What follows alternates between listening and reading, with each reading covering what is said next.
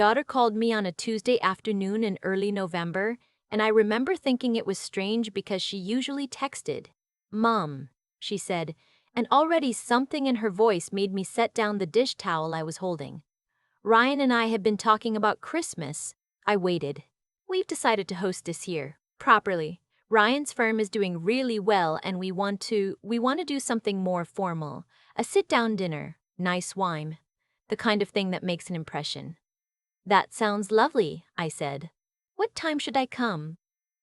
There was a pause that lasted just a breath too long. "That's the thing, Mum.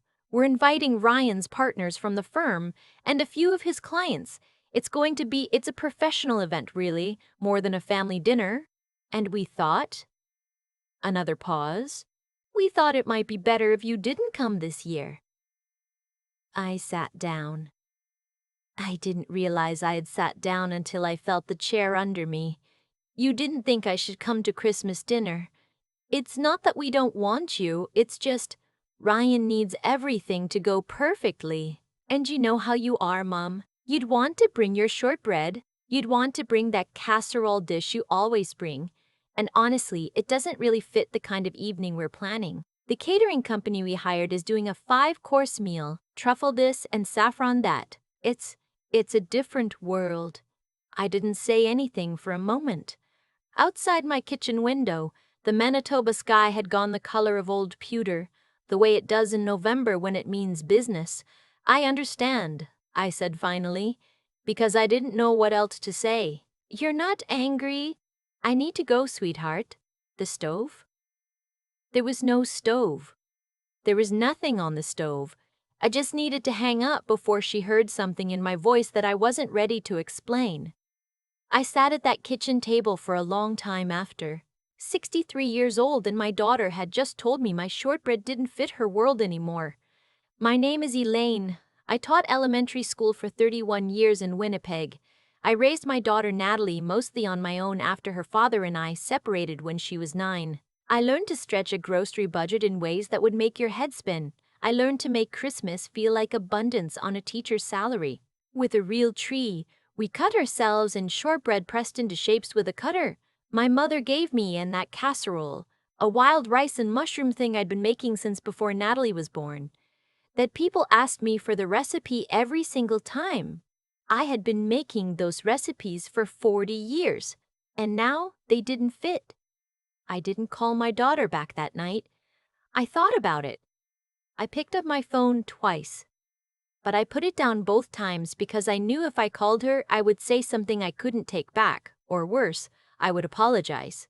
And I was very tired of apologizing for things that weren't my fault. Instead, I called my friend Ruth Ann. Ruth Ann has been my friend since we were both young mothers with small children and big anxieties, and she has the particular gift of listening without jumping ahead to solutions. I told her what Natalie had said, the whole thing, including the part about the truffle and the saffron. "Right," Ruth Ann said when I finished. "So what are you going to do?" "I don't know yet," I said. "But I'm not going to sit here alone eating leftover soup and watching the Queen's speech." "No," she agreed. "You're absolutely not." The idea didn't come to me all at once. It came in pieces over the next few days. It started when I ran into my neighbor Gord at the mailbox. Gord is 71, a retired sea and rail worker, and a widower of 3 years. He has a son in Vancouver who calls on birthdays and sometimes forgets. I had noticed his lights staying off in the evenings more often lately, the way a house goes quiet when someone inside has stopped expecting company. "Big plans for Christmas?" I asked him, more to be polite than anything. He shrugged in that particularly Canadian way, the one that means no but doesn't want to say so directly. "Might drive down to Tim's," he said. "Get a coffee. See what's on TV." I thought about that on the walk back to my front door. Then I thought about Paulette from my old school, who had retired 2 years before me and whose husband had a stroke the previous spring. She was spending most of her time caregiving now. Her adult kids lived in Ontario and Nova Scotia. I hadn't heard her laugh in a long time, and I thought about the 2 international students from the University of Manitoba who rented the basement suite in the house 2 doors down. I'd seen them shoveling the walk in October with no real winter coats, just hoodies, looking startled by the cold the way people are when they've never met it properly before. I didn't know their names yet, but I knew they weren't going home for the holidays. I could tell by the way they moved, careful, a little uncertain, the way you move when you're far from the place that knows you. And I thought, I have a dining room table that seats 8 with the leaf in. I have a kitchen I know how to use. I have nowhere to be on Christmas Day. I called Ruth Ann back. I'm going to host Christmas, I said. For who? For whoever needs one. She was quiet for a moment. Then she said, tell me what you need me to bring. I spent the next 3 weeks quietly making calls. Gord said yes immediately in that way that told me he'd been hoping someone would ask. Paulette took more convincing. She didn't want to leave her husband alone, and then I said, bring him, and she went very quiet and then said she'd have to think about it and called me back the next morning to say yes. The 2 students, whose names turned out to be Priya and Thomas, looked at me with such unconcealed surprise when I knocked on their door and introduced myself and invited them to Christmas dinner that I almost hugged them both right there on the step. I also called the senior center on McPhillips Street, where I sometimes volunteered, and asked if they knew of anyone who'd be alone on Christmas. They gave me 2 names. One was a woman named Florence, 84, who had outlived her husband and both her sisters and whose children sent money but didn't visit.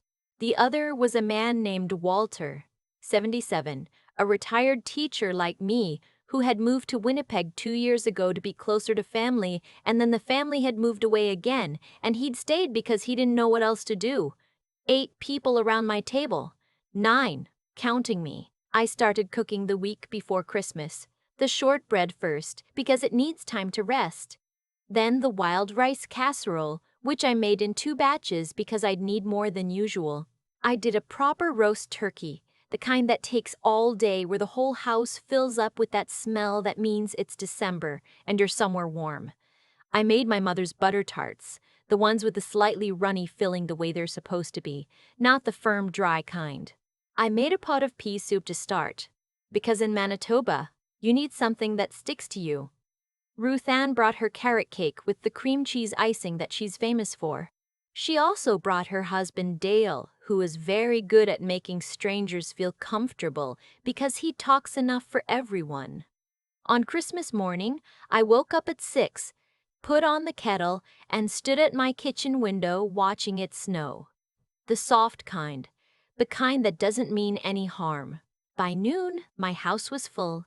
Gord arrived first with a bottle of Bailey's and a bag of mixed nuts and the slightly overwhelmed expression of a man who hadn't been in a full house for a while. Priya and Thomas came next, and Thomas had made a dessert from home, something called roska, a sweet bread with candied fruit, and he held it out to me like an offering, a little shy about it, and I told him it was the most beautiful thing I'd seen all week, and I meant it. Paulette came with her husband Gerald, who moved slowly with his walker, but whose eyes were sharp and warm, and he sat in the armchair I'd set near the table so he'd have a clear line to everyone. And he spent the whole meal listening carefully and laughing at exactly the right moments. Florence arrived in a taxi and was wearing a red wool coat and earrings that I admired immediately, and she said her late husband had given them to her in 1987 and she wore them every Christmas Day without fail. And I said good.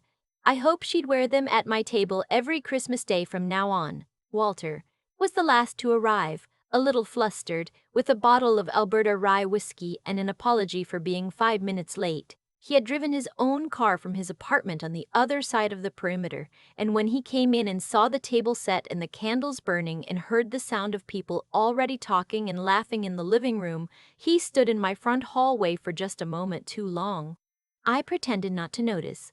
I took his coat and handed him a glass of eggnog and steered him toward Gord, who I knew would talk to him about hockey until they were comfortable.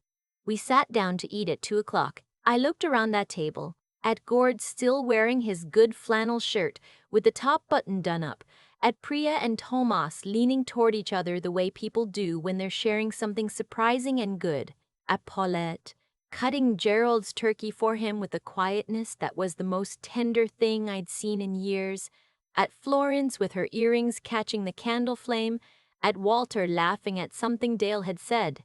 At Ruth Ann looking at me from across the table with an expression that said everything without saying anything, and I thought, this right here. My phone rang at 3:30. I almost didn't answer it. I nearly let it go to voicemail. But I saw Natalie's name on the screen, and something in me, the part that is still her mother, that will always be her mother, picked up. Mum. Her voice was different than it had been on that Tuesday in November. Tighter. Thinner. Natalie. Merry Christmas. A pause. Merry Christmas. How are you?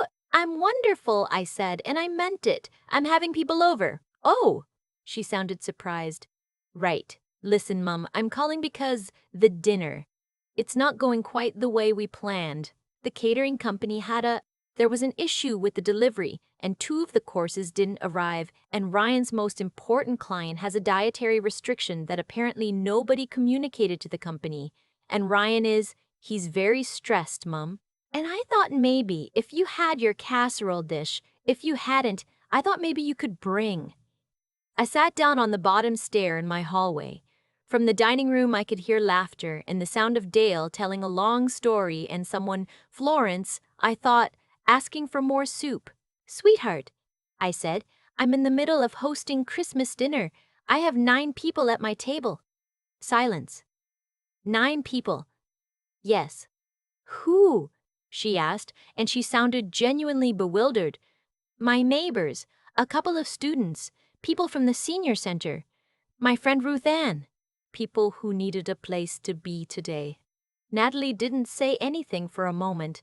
I could hear, faintly, voices in what sounded like something being dropped in the background of wherever she was. Mom, she said finally, I'm sorry about what I said, about you not coming. I let that sit for a moment.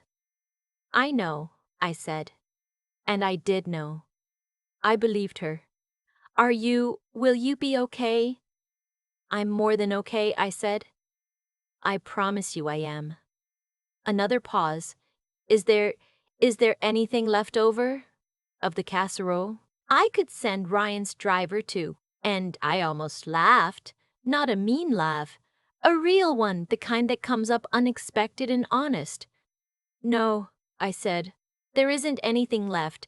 But Natalie, call me tomorrow. Not a text. Call me. We'll talk. After I hung up, I sat on the stair for another minute. I thought about the phone call in November, the one that had sent me to that chair at the kitchen table. I thought about all the years I had made Christmas with my own hands, just me and Natalie and whatever I could put together, and how she'd grown up to believe that those things weren't enough. I wasn't angry anymore. I had been, but anger takes up space that other things need, and my house was very full today. I went back to the dining room. Everything all right? Ruth Ann asked. Yes, I said, and sat back down at the head of my table, where there was still half a turkey and a room full of people who had nowhere else to be, which meant there was nowhere I'd rather be. Walter asked if there was more butter for the biscuits. Florence wanted to know if I'd share the shortbread recipe. Tomas was telling Gord about Christmas in Mexico City, and Gord was listening with his elbows on the table in a way that told me he hadn't leaned into a conversation like that in a long time. Priya and Paulette had found each other at the far end of the table and were deep in something that looked like it mattered. I passed the butter. I promised Florence I'd write out the recipe by hand. I poured more tea. Outside, the soft snow was still falling over Winnipeg. I have spent 31 years teaching children that what you make with your hands has value, that what you offer with a full heart matters, that there is no version of real love that comes in 5 courses and tells you your casserole isn't good enough. I am 63 years old and I set a table for 9 on Christmas Day and every seat was full. I am not waiting for my daughter to decide I'm enough. I already know that I am. I've been thinking about that Tuesday phone call a lot lately. Not with bitterness. That surprised me, actually. I expected the bitterness to stay longer than it did. What I keep coming back to is this. Natalie didn't become someone who'd exclude her mother from Christmas overnight. That happened slowly, in small choices, the way most things do, and I'm not sure I didn't play a part in it. All those years of quietly adjusting, making myself smaller so she'd feel bigger, apologizing for things that weren't wrong. You can love someone and still teach them without meaning to that your feelings are negotiable. That's something I've had to sit with honestly. But what I also know is this: the moment I stopped waiting for her permission to have a good Christmas, everything changed. Not for her, for me. I woke up on Christmas morning with somewhere to be and people counting on me, and that feeling is not a small thing. Gord had nowhere to go. Florence hadn't had a full table in years. Priya and Thomas were thousands of kilometers from home in a Winnipeg winter. Walter had moved across the country to be near family and ended up more alone than before. These were real circumstances, and I had a dining room and 2 working hands and 40 years of knowing how to feed people well. Doing right by others when you're hurting, that's not martyrdom. It's just what decent people do. It's what I tried to teach in 31 years of classrooms, and it turned out I still believed it when it was tested. The intelligence part, and I do think it takes a kind of clear-headedness, was recognizing what I actually had, not what I'd lost, not the invitation that didn't come, but what was real and present. A table, a recipe, a neighborhood full of people nobody had thought to ask. Sometimes wisdom isn't complicated. Sometimes it's just paying attention to what's already in front of you, and the not giving up part. That one I felt in my body. Every shortbread I pressed into that cutter in the week before Christmas was a small act of refusing to disappear. I could have ordered pizza and watched television and felt sorry for myself and nobody would have blamed me. But I knew, somewhere I couldn't quite articulate yet, that if I let that be my Christmas, it would cost me something I couldn't get back. When Natalie called at 3:30, something had already shifted between us. Not fixed. I want to be honest about that. A phone call doesn't undo what was said. But I answered from a different place than I would have in November. I wasn't waiting to be rescued or validated. I'd already had my Christmas. It was already real and full and mine. She called me the next morning, like I asked. We talked for a long time. There were things said that needed saying, on both sides. I don't know exactly what comes next for us, but I know I'm not going to shrink myself to make the conversation easier. I set a table for 9 people who needed one. Every seat was full. That's enough. That has always been enough.